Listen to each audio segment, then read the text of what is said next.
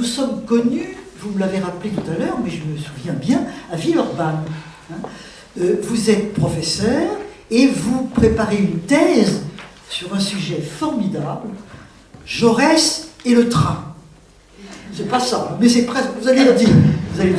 Et votre communication, votre intervention, nous emmène en train avec Jaurès et avec Madeleine Rebériou. Parce qu'il ne faut pas oublier que Madeleine Rebériou était petite fille de cheminot. Et elle tenait beaucoup à le rappeler, et je me souviens bien que quand nous revenions justement de Turin, peut-être d'un autre lieu, mais d'Italie en tout cas, nous étions ensemble, on nous avait retenu un wagon, une couchette, etc. C'était formidable. Et Madeleine me disait, jamais je ne serais venue dans un wagon comme ça de première classe. Jamais.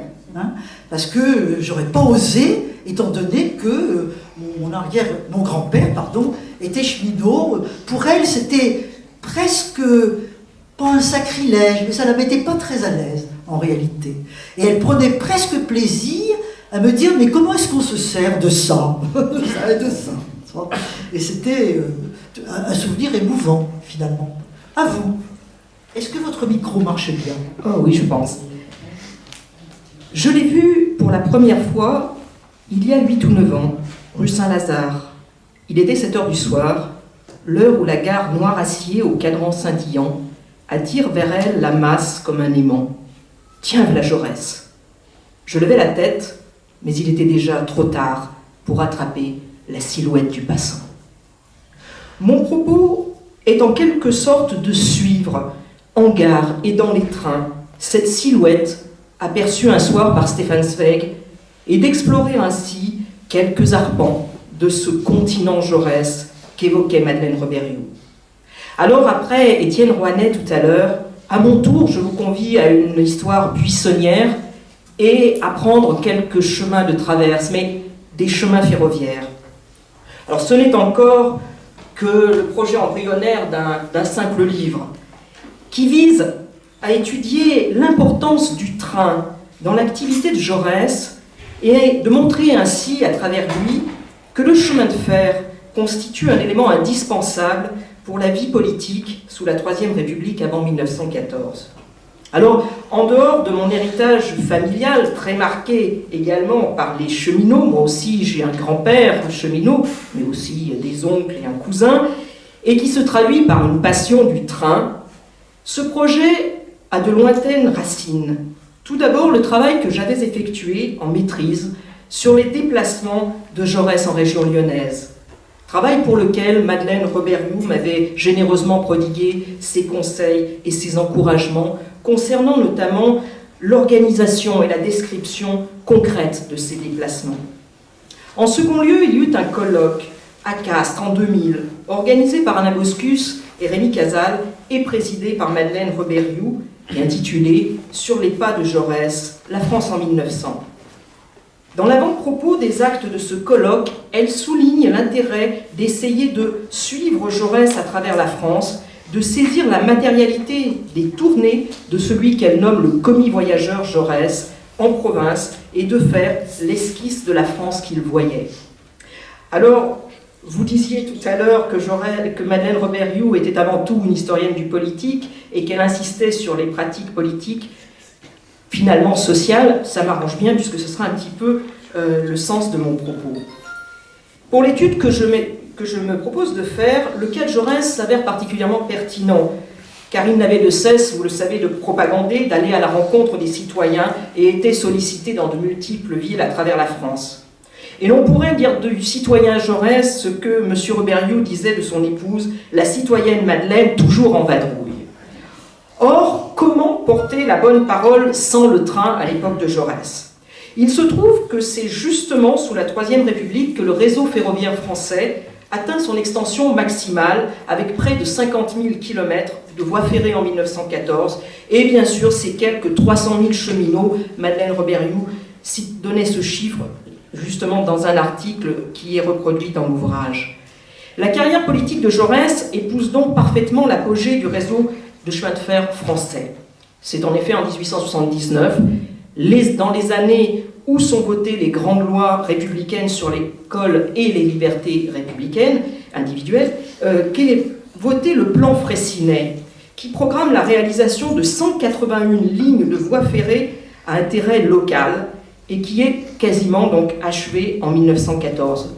Gilbert Garrier a souligné le principe d'accès à l'égalité devant les chemins de fer et combien ce principe d'accès, de l'égalité d'accès aux chemins de fer allait de pair avec l'égalité devant l'école et le service militaire, ces autres facteurs de l'unification de la nation républicaine.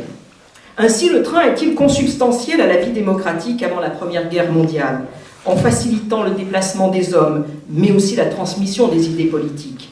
C'est bien sûr aussi par le train que se diffuse la presse quotidienne.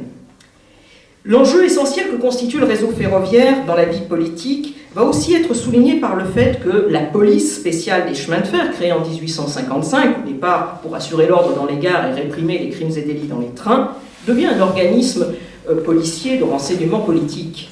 C'est l'ancêtre en quelque sorte DRG, et il se développe fortement à partir de 1893. Le train influence grandement l'organisation des déplacements de l'homme politique. Il en impose tout d'abord, dans une large part, la spatialité. Je souhaite pouvoir, et je reprends une formule de Madeleine Rebériou, esquisser une cartographie des déplacements de Jaurès et la comparer à celle du réseau ferroviaire, car Jaurès se rend essentiellement dans des villes, même petites, desservies par le train. Le réseau ferroviaire conditionne la géographie du voyage et l'organisation des tournées en province pour rentabiliser le déplacement est tributaire du réseau ferroviaire. Le train impose aussi sa temporalité. Les trajets en train sont encore longs, 8 heures par exemple pour aller de Paris à Lyon, malgré les importants progrès réalisés en termes de vitesse par les locomotives utilisées sur les grandes lignes à partir de la fin du XIXe siècle. Madeleine Rebériou suggérait que Jaurès mettait à profit ce temps pour préparer un article, préparer sa future intervention, mais aussi bien sûr lire ou relire auteurs grecs et philosophes. Notons par ailleurs que Jaurès voyage souvent accompagné. C'est d'ailleurs un point qui mérite d'être étudié. Par ailleurs, il faut aussi souligner que les rapports de police, mais également les articles de presse locale, mentionnent très scrupuleusement l'heure précise d'arrivée du train en gare, au point qu'on puisse presque reconstituer les volumes de l'indicateur Schex. Les horaires des trains imposent leurs contraintes à l'emploi du temps de Jaurès, souvent très dense, lors de ses déplacements. Et finalement, André Hellay a bien reconstitué, a bien restitué la réalité chronométrée de cet emploi du temps dans son dessin « La journée de Monsieur Jaurès », paru en novembre 1911 dans Je sais tout. Mais le train permet aussi une réactivité des hommes politiques face aux événements impensables jusqu'alors.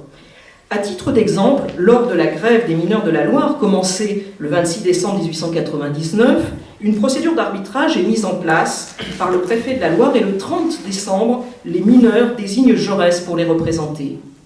Gilbert Cotte, secrétaire de la Fédération des mineurs de la Loire, lui envoie alors ce télégramme. « Venez par premier train, comité fédéral vous attend demain. » Jaurès quitte Paris le jour même par le train de 23h et arrive le lendemain, 31 décembre, à Saint-Étienne. Mais le train impose aussi parfois ses imprévus et contraint alors Jaurès à improviser. Ainsi, lorsqu'il rentre de Lyon à Paris le 26 juillet 1914, le train tombe en panne à Dijon. Pour que son article puisse paraître le lendemain dans l'Humanité, Jaurès se rend alors précipitamment dans les locaux d'un journal local, Le Progrès de la Côte d'Or, pour dicter, sans note, le contenu de son article. Il reprend ensuite le train de nuit et arrive le lendemain matin à Paris. La gare, quant à elle, est évidemment essentielle comme interface et lieu de sociabilité. C'est en effet le lieu de rencontre entre Jaurès, venu de Paris, et les organisateurs locaux de son déplacement, mais aussi, souvent, avec des curieux et des sympathisants désireux d'accueillir chaleureusement le tribun socialiste. Car l'arrivée de Jaurès constitue un événement qui ne manque pas d'attirer une foule qui compte fréquemment plusieurs centaines de personnes massées aux abords de la gare, parfois même davantage. Seules les arrivées dans un contexte de grève, souvent tendu, sont marquées par une confidentialité motivée par la volonté des organisateurs et de Jaurès de ne pas risquer de provoquer un incident et donc de ne pas prêter le flanc à la police ou à la gendarmerie. L'arrivée de Jaurès peut prendre un aspect solennel avec une délégation d'élus locaux emmenée par le maire qui prononce parfois une allocution. Et il est fréquent qu'à la sortie de la gare, un cortège se forme pour accompagner Jaurès à son hôtel, à la salle de réunion ou à l'hôtel de ville. La gare est aussi le lieu où arrive une partie de l'auditoire venu écouter Jaurès. En effet, celui-ci attire un public venu de tout le département et parfois même des départements alentours. Avec la gare s'effectue enfin le premier contact de Jaurès avec une ville. Ainsi, lorsqu'il arrive à Lyon, par la gare de Perrache, il est en quelque sorte accueilli par la République, dont l'imposante statue faisait alors face à la sortie de la gare. Alors la transition est toute trouvée pour aborder le dernier point de mon intervention, à savoir la grande richesse iconographique et métaphorique des trains et des gares. Et nous évoquions tout à l'heure, bien sûr, l'importance que Madeleine Robert-Hughes accordait notamment à la carte postale. L'époque de Jaurès, c'est en effet l'âge d'or de la carte postale. Et l'événement que constitue l'arrivée de Jaurès en gare a nécessairement été immortalisé par les cartes postales. L'une des plus célèbres représente Jaurès en gare de Carmaux. Mais j'ai d'ores et déjà pu recenser d'autres cartes postales de ce type. Son arrivée en gare de Millau en 1904, son arrivée en gare de Vienne en 1909, sans parler de celle qui présente l'arrivée du cercueil de Jaurès en gare d'Albi le 6 août 1914, ou l'arrivée de ses cendres en gare d'Orsay le 22 novembre 1924, la veille de la cérémonie du Panthéon.